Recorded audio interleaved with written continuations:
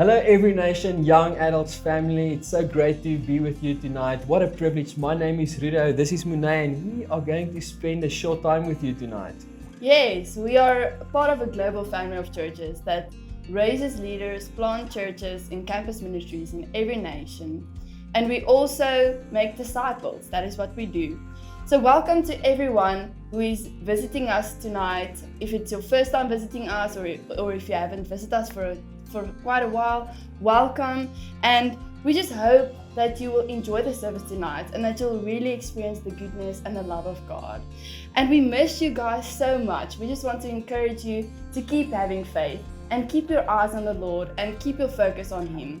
Even though we are meeting in a different platform, we still have the same faith. Yes, also from my side, welcome everyone. It's great to be with you tonight. And if you're here for the first time, welcome. I hope you enjoy it with us.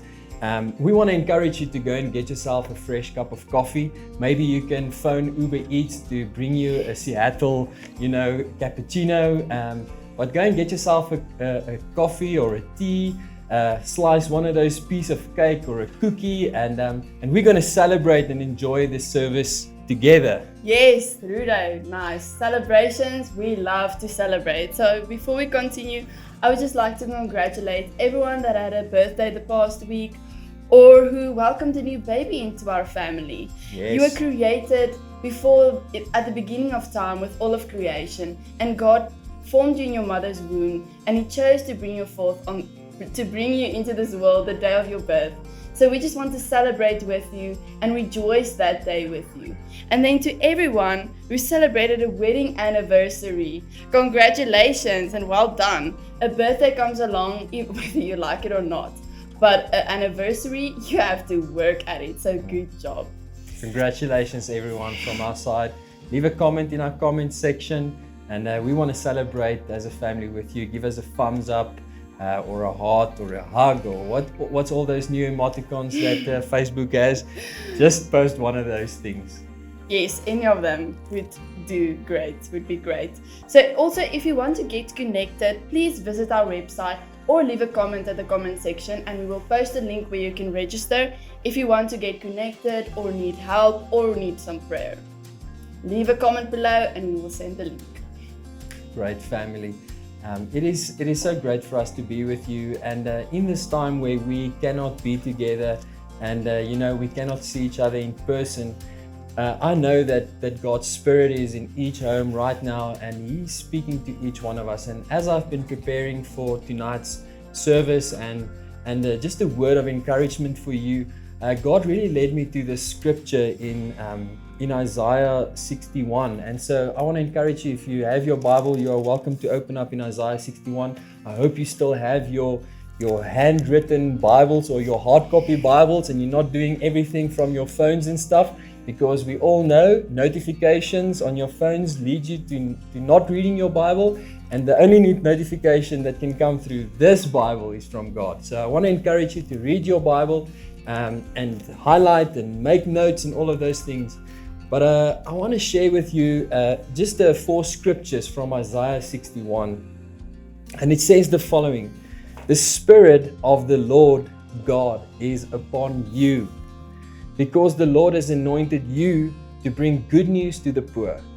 He has sent you to bind up the brokenhearted, to proclaim liberty to the captives, and to opening of the prison to those who are bound, to proclaim the year of the Lord's favor and the day of vengeance of our God, to comfort all who mourn, to grant to those who mourn in Zion, to give them a beautiful headdress instead of ashes, the oil of gladness instead of mourning, the garment of praise instead of a faint spirit, that they may be called oaks of righteousness, and the planting of the Lord, that He may be glorified." And then in verse 4 it says, "They shall build up the ancient ruins. They shall raise up the former devastations, and they shall repair the ruined cities, the devastations of many generations." And I just felt like this scripture is so encouraging. When you read this scripture, it is really a prophecy of encouragement that God is almost behind you, and He's saying to you, you can do this. You don't have to sit in that place where you are right now. Come on, the Lord's year is here. The year of favor is here. And may you really put on that headdress. May you rise up in praise as we're going to worship God now together. I want to invite you to stand, or you can stay seated, or you can go on your knees. But let's put our eyes towards Jesus.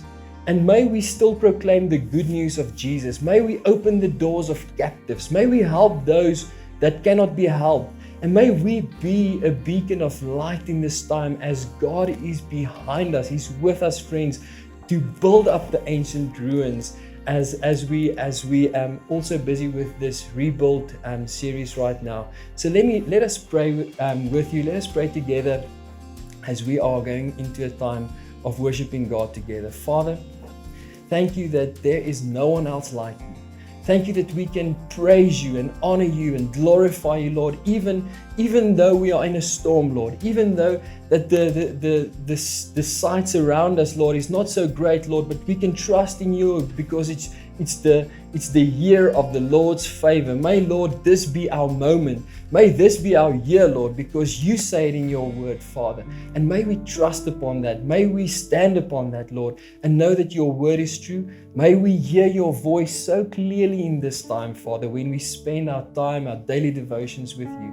And in this moment, Lord, may your voice be clear to each one listening and sitting and praising you tonight. In this time of worship, may you also come and speak loudly, Lord. And may your word, Lord, be true. We love you. We thank you. And Lord, be with us as we praise you together in Jesus' name. Let's praise God together in this time of celebration and of worship. Evening, everyone. It's so great to be able to worship with you, even on this platform. To be with you tonight in this way. During this week, I was reminded of John 4, where Jesus had this conversation with the Samaritan woman, and she asked him, "Where's the right place to worship?" And he responded saying that a time is coming and has now come when the true worshippers will worship the Father in spirit and in truth. So basically, he's saying that it's not about where we worship, but how we worship. So I would just like to pray that over us. Jesus, thank you that we can worship you in spirit and in truth. Thank you that we can worship you as one body, even though we're not together. And thank you that you're still doing great things in our lives. And we worship you for that.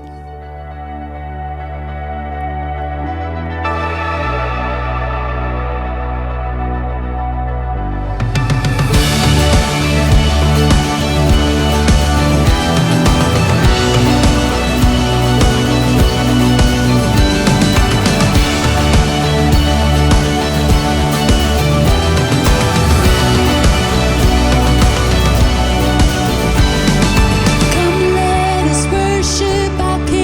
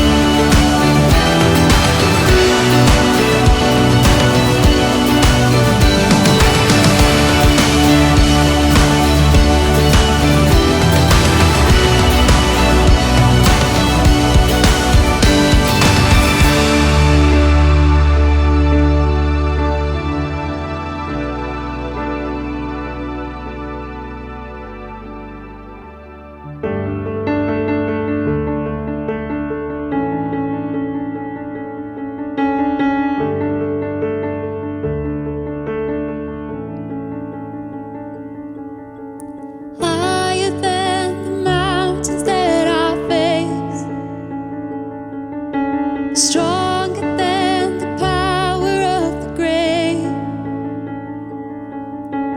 constant through the trial and the change. This one thing remains.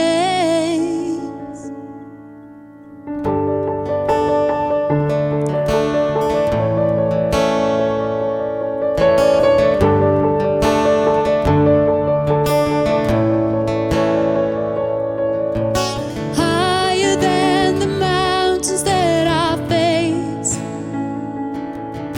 stronger than the power of the grave, constant through the trial and the change. This one thing remains. This one thing remains. Your love never fails, never gives up, never runs out on me. Your love never fails, never gives up, never runs out on me. Your love never fails, it never gives up, never runs out on me. Your love.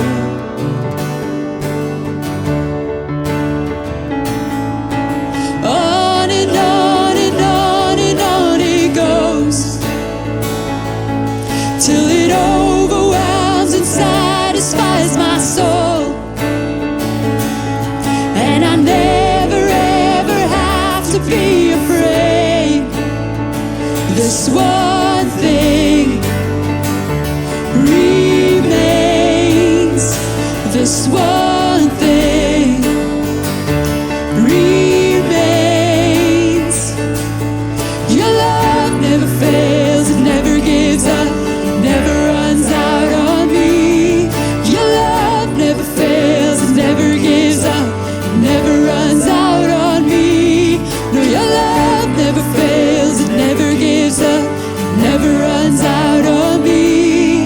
Your love, it never fails. Your love. In death, in life, I'm confident and covered by the power of your great love. My death is pain. There's nothing that can separate my heart from your great love. In death, in life, I'm confident and covered by the power of your great love. My death is pain. There's nothing that can separate my heart from your great love. Your love never fails, never gives up, never runs out on me. Your love never fails, it never gives up, never runs out on me. Your love never fails, it never gives up, never runs out on me. Your love, it never runs out. Your love, it's always with us in every season. No matter what we go through, nothing can separate us from your love. Nothing can separate, nothing can separate us from your love. Your love is with us.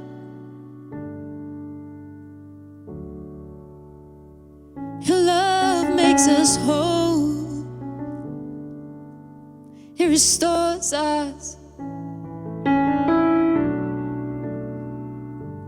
We are nothing without your love. We are nothing without your love.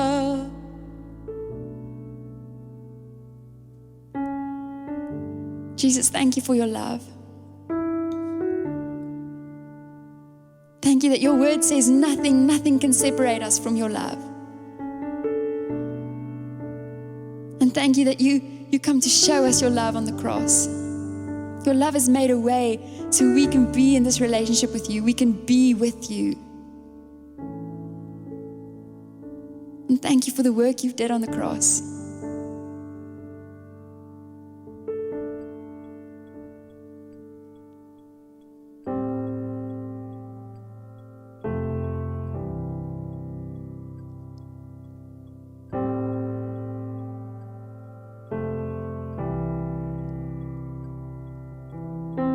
The day that death would die,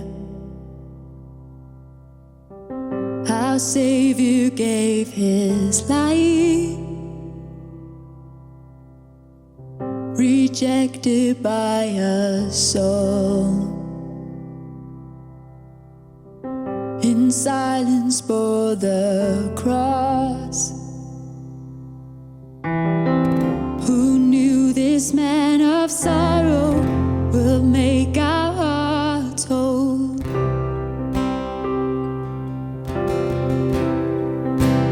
We are healed by His stripes, those in darkness brought to light, word fulfilled in Jesus Christ, God our Savior.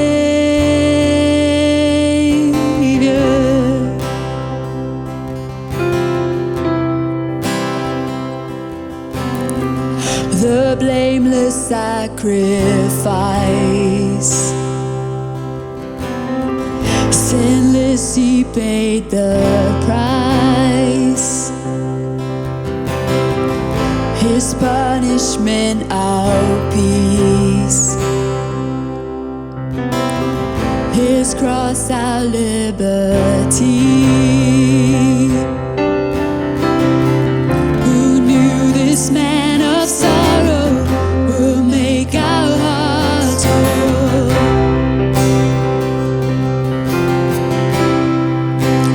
We are healed by His stripes, those in darkness brought to light, word fulfilled in Jesus Christ, God our Savior.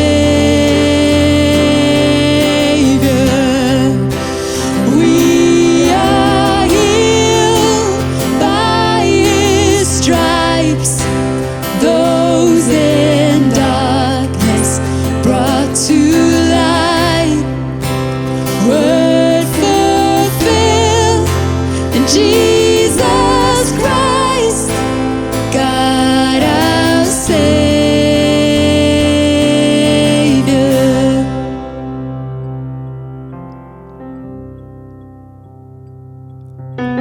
Yeshua, Yeshua, our healer. Yeshua, Yeshua, Redeemer.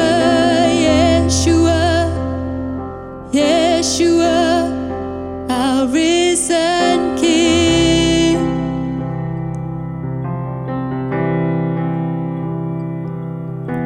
Yeshua, Yeshua, our healer. Yeshua, Yeshua, Redeemer.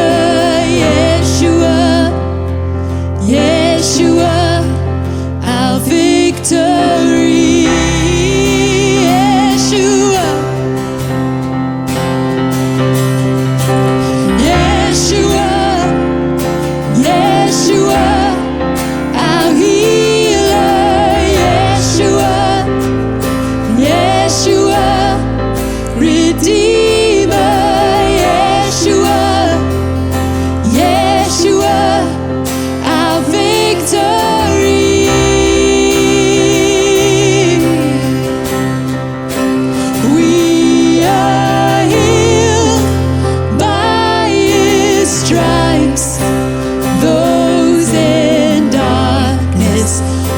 to life.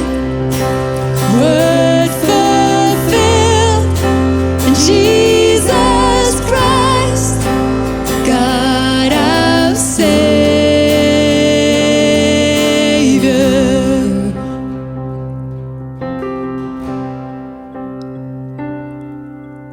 Yeshua, Yeshua, our healer. Yeshua, Yeshua, Redeemer. Yeshua, Yeshua, our victory.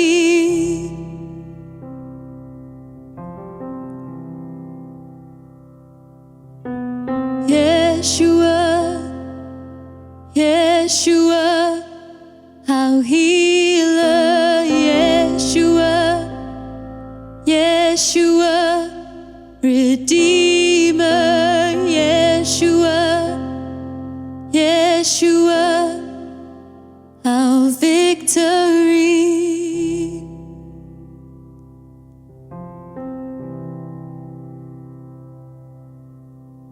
Jesus, there's no one like you.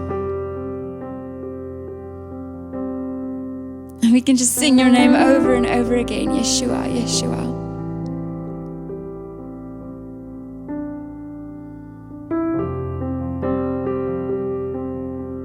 You are so holy.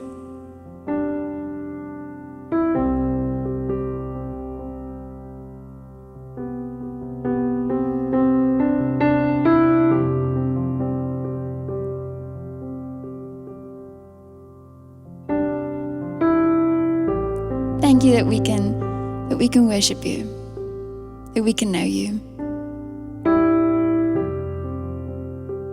And I pray that others will know you through us.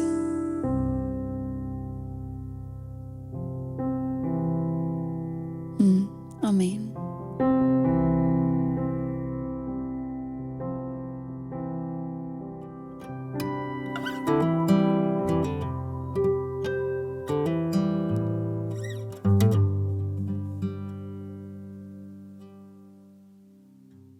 Hi everyone, my name is Etienne and it's so wonderful to be with you wherever you are.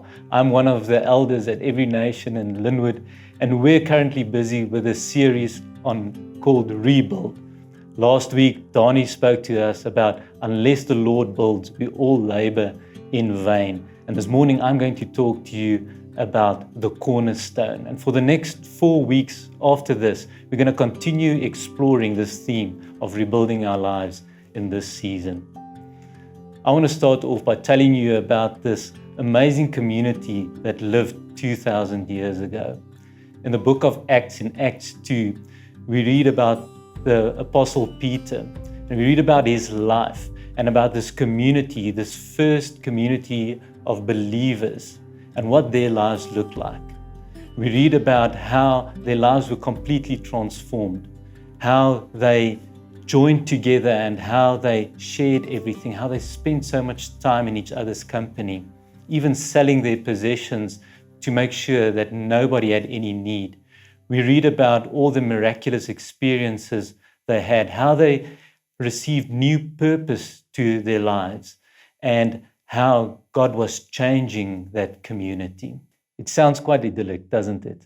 But if we start reading in the book of 1 Peter, we see that the same Apostle Peter is writing to some of the members of that community, but a lot has changed. It doesn't sound idyllic at all what they are going through. In fact, what Peter is saying and explaining in what they were going through uses two phrases. The one is that they are in exile, and that just means that they were pushed away. They were forced out of their circumstances, out of their country, out of the community that they were part of. He also says that they were grieved by various trials, which simply just means that they were very depressed about these constant horrible things that were happening to them. It doesn't sound idyllic anymore at all. In fact, it sounds as if their lives are in ruins. That sounds kind of familiar, doesn't it? And I'm sure none of us will necessarily describe our lives before the events of the past months as idyllic. But if we think back about our lives, we can think about the fact that we were a little happier, weren't we? Or we had a little bit more hope. Or maybe our finances were better. Or maybe we were healthier as a family. Or maybe our physical health was better. A lot has happened in the meantime. A lot of parts of our lives are in ruins. We find that families have been separated from one another. We find that communities have been separated from one another. We find that relationships are in ruins. We find that our businesses are in ruins. We find that our finances are in ruins. Many of us have lost hope. Many of us have lost our health. And some of us has even lost loved ones or friends. And if we think back and we look at that community that Peter is talking to, there's a lot of comparison between us and them, isn't there? Coming out of a situation where we had hope and purpose, where we were part of something, and a lot of that has been taken away from us.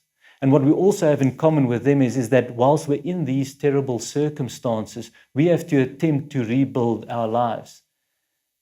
And what Peter is doing is that he is encouraging the church there, and he is giving them the answer to all these questions that they have. So what Peter is doing is that he is addressing their situation, and he is giving them answers to these circumstances that they are in. You see, if we look at the Bible, whenever we see and we find something being in ruins, and we see that God wants to rebuild it, we always find that God has a very specific plan on how he wants to rebuild. And we have to remember what Dani said last week is, unless the Lord builds, the laborers labor in vain. We see in 1 Peter 2 how Peter then goes on and he starts talking to this family of his, to these friends of his, and the fact that they are in these circumstances, the fact that they are distraught, and he starts to encourage them and he starts to give them purpose. And we're going to read together from 1 Peter 2, and we're going to look from at verse 4 and 5 for a start.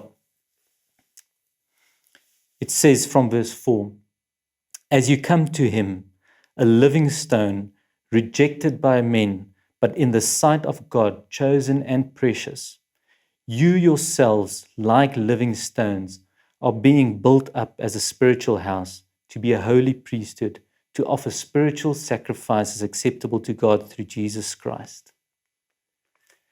What Peter is doing is he's reminding us and he's reminding you of an Old Testament prophecy where Jesus was compared to a living stone that would be rejected by men but would be found acceptable to God. But here he comes and he adds something to that. He says that as you and I come to this living stone, we, like living stones, us, like Jesus, are becoming living stones. And he goes further, he says, we are being built up into a spiritual house. There are three things that you have to take from this.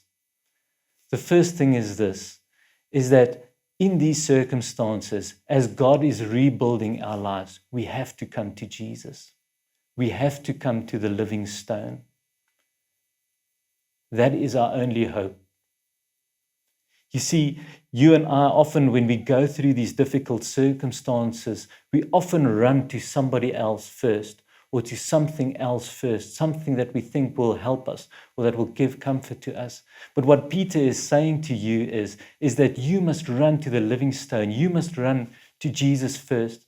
And the question I want to ask you is, who are you running to in these circumstances? I'm not saying that it's wrong to seek help from other people. In fact, I am encouraging you that if you need help, is that you reach out to us, that you reach out to your friends, and that you look for help, and we will do whatever we can to help you. The real question is, who do you run to first? Do you run to Jesus, the living stone? Because that is where we start. The second thing that we see is that as you and I run to this living stone, we become like him, like living stones. He transforms us as we approach him. He starts to change us into his likeness. And like he is a living stone, we ourselves become living stones. And the question is that as you come to him, what are you allowing him to do in your life?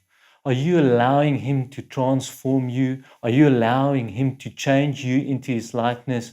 Or are you holding on tightly to what you had, what you were, and what you wanted to become? And I want to encourage you, don't you want to, as you run to him as the living stone, don't you want to allow him to transform you into a living stone like him? The third thing we then see is that we are repurposed. It's a word we often hear these days, repurposed, where you have something that has lost its original purpose or has lost its original meaning, and you take it and you clean it up or you change it slightly so that it can have its original purpose, or so that it can have a new purpose that does not necessarily look like the purpose that we originally thought it had. And that is what the scripture tells us, is that as you and I come to Jesus, the living stone, you and I are transformed into living stones, and that we are then repurposed into something new, something greater than ourselves, something that has meaning, something that has purpose, something that is a testimony to God, that is a monument to God and what is part of his greater plan. Will you allow yourself to be repurposed by Jesus, the living stone? Peter then goes further. He doesn't leave it at that. In 1 Peter 2 verse 6, we read, "For it stands in Scripture, Behold, I am laying in Zion a stone, a cornerstone, chosen and precious, and whoever believes in him shall not be put to shame." What does it mean for you and I to believe in Jesus as the cornerstone? The answer to that question can only be fully understood if you and I know what a cornerstone is. You see, a cornerstone is not something that is really used anymore today. And if it is used, it's only really for ceremonial purposes. But back when Peter was writing to this community, it had a very important purpose in a building. And not necessarily with a clay brick building or anything like that, but in a building like a temple or a huge building that is built from masonry, from stone cut from a larger stone. You see that a cornerstone is the first stone that is laid in the foundation of a masonry building. And every other stone in that building is set with reference to that cornerstone. And thus the cornerstone determines the position and the dimensions of the entire building. Now you can imagine that if that is what the purpose was of a cornerstone, that cornerstone has to be perfect. Because if the angles and the dimensions of that cornerstone is perfect, it will mean that as each other stone in that building's construction is set with reference to that stone, the dimensions and the angles of the building will be perfect. But at the same time, if that cornerstone was to be imperfect, if its angles or its dimensions were wrong, and every stone was set with reference to that incorrect cornerstone, the end result will be that that building will be imperfect. And here's Jesus, the perfect cornerstone, without any fault. Everything about him is perfect. And what Peter is encouraging you and I is as we are allowing God to rebuild our lives, is that we set ourselves as living stones with a reference to the perfect cornerstone. And that we allow ourselves to be built up into a building that may not necessarily be perfect in the world's eyes, but is perfect in God's eyes. You see, you and I have a choice. You and I can choose. What are we lining ourselves up with? Which purposes do we line ourselves up with? Are we looking to something that may be slightly imperfect, which may not necessarily form part of God's plan? Or are we aligning ourselves with Jesus, the perfect cornerstone? And that is our only hope as we are attempting to rebuild our lives from the ruins that it is in. I want to encourage you to look to Jesus, the cornerstone. And Peter doesn't leave it there. Peter becomes very practical. And we don't have time for all of what Peter says in the book of 1 Peter. But he goes on throughout the book and he explains, what does it look like if you and I, as living stones, align ourselves, are set in reference to Jesus as the cornerstone? He shows us how our relationships look like. He shows us how do we deal with these difficult things that we are going through. He shows us how to live lives in which we choose to do the right thing instead of the wrong thing. He shows us how we should help other people, what our marriages should look like, what our work relationships should look like, what our relationships with others outside of the church and outside of our particular community must look like. And he gives us hope, and he teaches us that despite our circumstances, we are to push through as we look to Jesus, the cornerstone. He teaches us to push through in our circumstances and through our circumstances whilst we look to Jesus, the chief cornerstone. And I want to encourage you, as we don't have time to go through all of that now, that you as a family, you as a small group, you as a group of friends, or maybe just you by yourself, that you take the next few days and you read chapters 1 to 5, and that you do so thinking about what Peter is saying. Do so prayerfully. And as he gives you these ideas, as he holds up to you what our lives should look like as we set ourselves with reference to the chief cornerstone, ask God to show you what should you change in your life. But more importantly, not what should you change, what must you allow God to change in your life. There may be some of you this morning that may say, but Etienne, you've got no idea what my life looks like. You have no idea how imperfect I am. You may have no idea how imperfect my life is at this stage. And you are right. I don't know all your stories. And I want to invite you to tell us your stories, to involve us in your lives, to reach out to us so that we can share in it as a community. But there are two things that I want to say to you specifically, if those are the questions, if that's what's going on in your heart, is that generally you look at yourself or your life and it feels imperfect. The first thing is that building, that stone building, that masonry building that we're talking about needs a perfect cornerstone.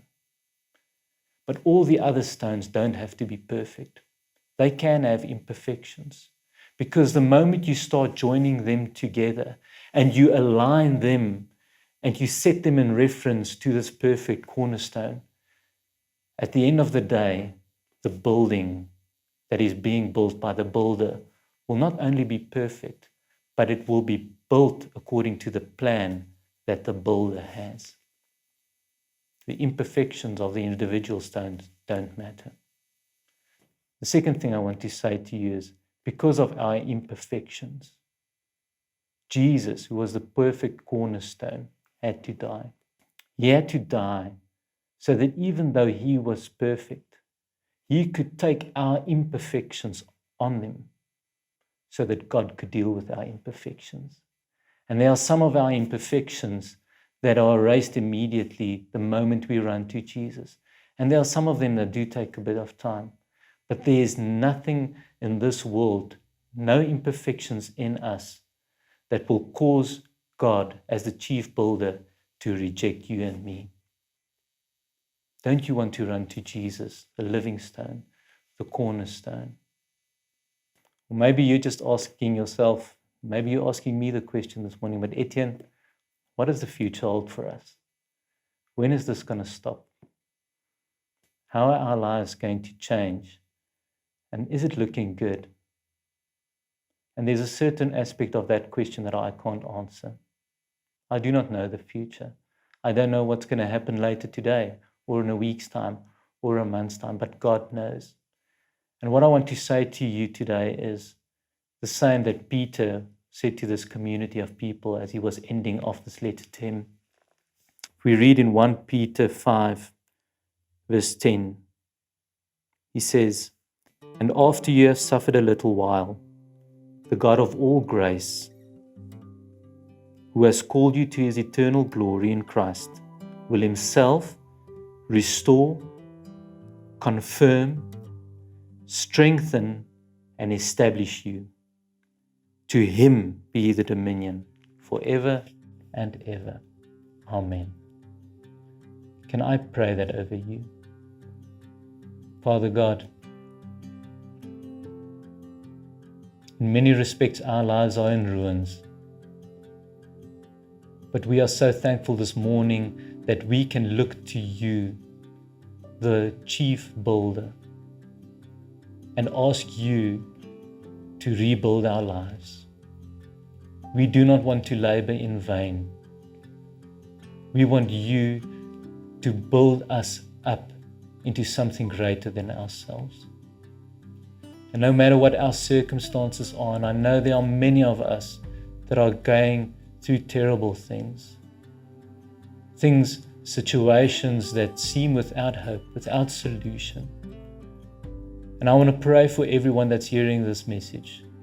I want to pray that you will reach out to them as they reach out to you.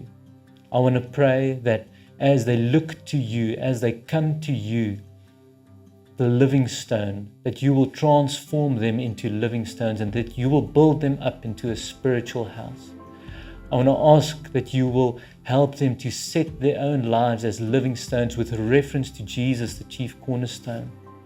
I want to thank you, Jesus, that although you were perfect, you took our imperfections upon you, that you died on the cross, that you did all of that you triumphed over our imperfections and over death, so that God can deal with our imperfections, so that nothing about our imperfections will stand between us and between you.